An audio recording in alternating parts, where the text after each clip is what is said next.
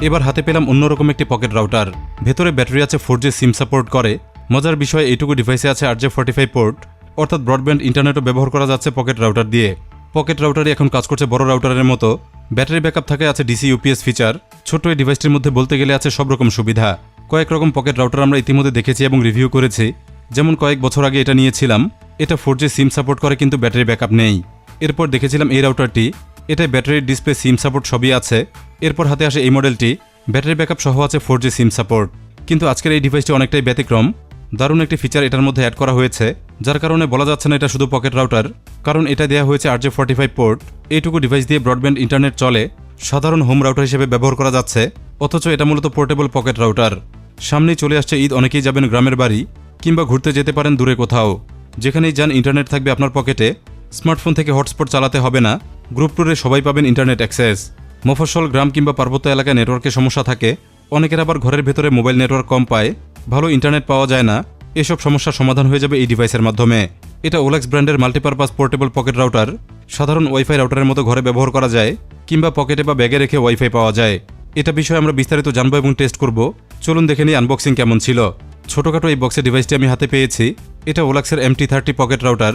এটার wifi speed 150 Mbps, special feature ethernet port. ভেতরে আছে রিচার্জেবল লিথিয়াম ব্যাটারি। পেছনে গুরুত্বপূর্ণ ফিচারগুলো উল্লেখ করা আছে, যেমন এটার ব্যাটারি ক্যাপাসিটি 4000 মিলিঅ্যাম্প, ওলাক্স smart connection supported, fixed IMEI এবং TTL ফিচার স্টেবল কানেক্টিভিটি পাওয়া যায়, open line for all ISP, অর্থাৎ যে কোনো ISPর ইন্টারনেট ব্যবহার করা যাবে। আর এটা 4G SIM supported device, 150 Mbps download speed এবং 50 Mbps আপলোড স্পিড। খুবই সিম্পল ছিল এটার আনবক্সিং এক্সপিরিয়েন্স। খুলেই ভেতরে পেয়েছি মেইন ডিভাইসটি, ওলাক্স MT30 পকেট রাউটার। ছোটখাটো কিউট একটি ওয়াইফাই ডিভাইস।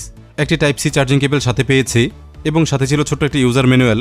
ব্যবহারিক নির্দেশনা এটা থেকে পাওয়া যাবে। ব্যতিক্রমী রাউটারটি পেয়েছি ফেমাস গ্যাজেটে। এই মুহূর্তে রাউটারটি তাদের কাছে অ্যাভেলেবেল পাবেন। রিভিউ দেখে ভালো লাগলে কিনতে পারবেন। বিভিন্নভাবে ডিভাইসটি আপনার কাজে আসবে। ফেমাস গ্যাজেটে আরও আছে প্রচুর gadget collection, microphone, projector, speaker, headphone সহ দরকারি হাজারো গ্যাজেট পাবেন। ডিসক্রিপশন এবং কমেন্টে সকল লিঙ্ক দেওয়া আছে, ভিডিও শেষে চেক করে নেবেন। ওলাক্স MT30 পকেট রাউটারটি দেখতে এরকম, ছোটখাটো সুন্দর একটি ডিভাইস। বর্তমানে একটি কালার ভেরিয়েন্টই এটা পাওয়া যায়, এমনই সাদা রঙে। ম্যাট ফিনিশড প্লাস্টিক এটার বডি তৈরি। প্লাস্টিকের কোয়ালিটি ভালো দেখে কিংবা ধরে বোঝা যায়। ডিজাইনেও বেশ ভালো করা হয়েছে, যেমন টপ সারফেসে দেখুন মাঝখানে কিছু অংশ ফ্ল্যাট, চারপাশে হালকা কার্ভ করা হয়েছে, যেটা দেখতে সুন্দর। সাইডগুলো একেবারেই ফ্ল্যাট, যে কোনো পাশ থেকে দাঁড় করিয়ে রাখা যায়, এভাবে রাখলে পড়ে যায় না। বটম পার্টেও চারপাশে কার্ভ করা, এখানে কার্ভ একটু বেশি, যেটা দেখতে আরও প্রিমিয়াম লাগে। এখানে তিন পাশে রয়েছে এয়ার ভেন্টিলেশন ব্যবস্থা, ডিভাইসটিকে ঠান্ডা রাখতে যেটা অত্যন্ত জরুরি। সিটিং পজিশন এখানেই, চার কোণায় সিটিং প্যাড আছে। প্লেন সারফেসে রাখলে কিছুটা উঁচু হয়ে থাকে এবং ঘষার কারণে স্ক্র্যাচ হয় না। চারটি স্ক্রু দিয়ে ডিভাইসটি সেট আপ করা, স্ক্রু পজিশন দেখা যাচ্ছে। ডিভাইসটির উপরে ওলাক্স ব্র্যান্ডিং করা আছে। ঠিক নিচেই রয়েছে তিনটি ইন্ডিকেটর, যেমন এটা ওয়াইফাই ইন্ডিকেট করে, ওয়াইফাই অন থাকলে LED দেখে বোঝা যায়।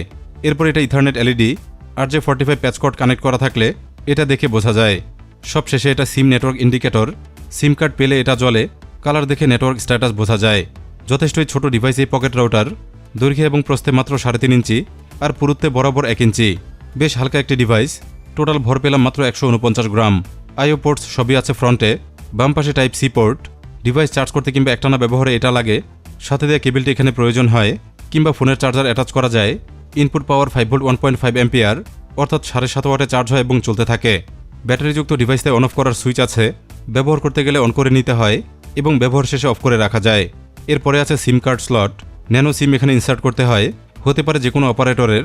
সব অপারেটরই এটা সাপোর্ট করে। সব শেষে আছে মাল্টিপারপাস RJ45 পোর্ট, এটা একই সাথে ওয়ান এবং ল্যান পোর্ট।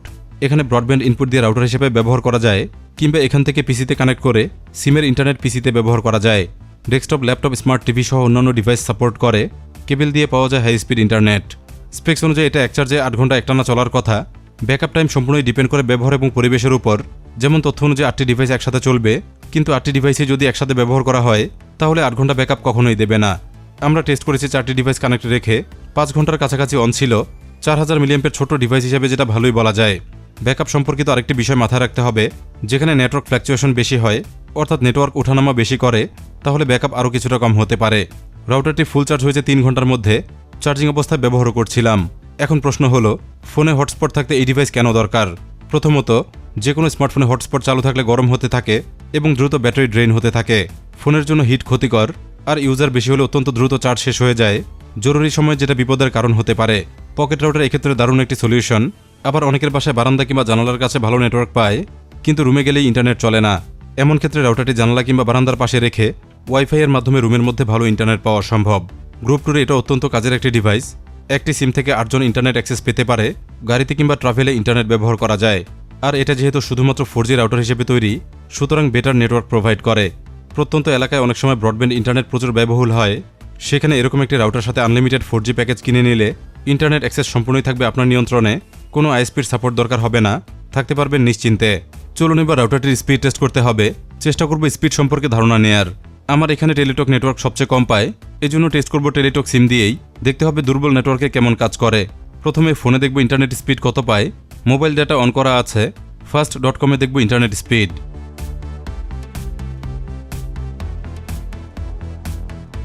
আমরা দেখতে পাচ্ছি স্পিড পেয়েছে 20 Mbps। বাইরে গেলে যেটা দেখে 50 Mbps প্লাস। সিমটি এবার ফোন থেকে বের করে ফেলবো এবং লাগিয়ে ফেলবো রাউটারে।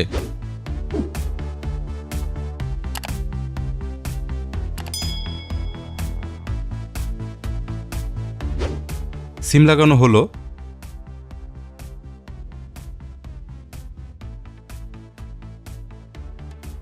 এবার ওয়াইফাই লিস্টে দেখুন রাউটারটি অটো কানেক্ট হয়ে গেছে। এখন একই প্ল্যাটফর্মে দেখব স্পিড কেমন দেখায়।